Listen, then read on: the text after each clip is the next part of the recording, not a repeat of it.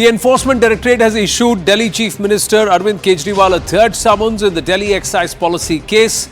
And this after the first two summons were skipped by Arvind Kejriwal. In fact, with the second, he called the summons itself illegal and the ED politically motivated and urged the ED to repeal or take back the summons. Shankar Anand joining us with more details from the Enforcement Directorate headquarters in the national capital. Shankar, नमस्ते. बताइए details क्या है? ये तीसरा समन है. अगर इसका भी जवाब अरविंद केजरीवाल ना आकर देते हैं तो क्या होगा?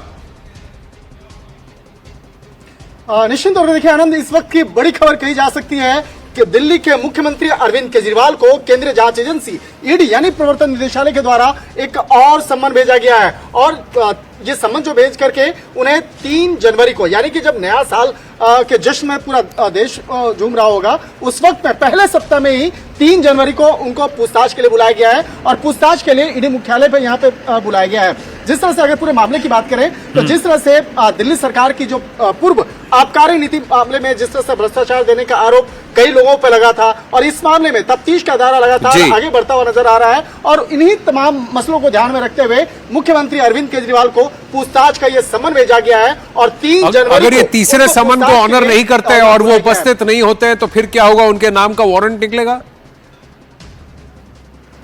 निश्चित तौर पे देखिए उनकी मुश्किलें और ज्यादा बढ़ सकती हैं। जो पहला समन भेजा गया था वो 2 नवंबर को भेजा गया था, लेकिन वो नहीं पहुंचे। दूसरा समन जो भेजा गया था उनको बुलाया गया था 21 दिसंबर को, यानी कि कल बुलाया गया था, लेकिन वो नहीं आए। और अगर इस सम्मन पे भी अगर वो नहीं आते हैं तो निश्चित तौर पे उनकी मुश्किलें बढ़ सकती हैं। और क्योंकि ये तीसरा सम्मन होगा और कई बार देखने को मिला है, कई बड़े बड़े जो लोगों के खिलाफ भी देखा गया है कि तीसरे सम्मन के बाद कई बार मुश्किलें बढ़ जाती हैं। तो निश्चित तौर पे कहा जा सकता है कि अगर इस सम्मन को भी अगर वो नजरअंदाज करेंगे तो उनकी मुश्किलें बढ़ सकती हैं। और देखना लाजमी होगा कि 3 जनवरी को क्या पूछताछ की प्रक्रिया में हिस्सा लेने के लिए मुख्यमंत्री अरविंद केजरीवाल आएंगे या नहीं।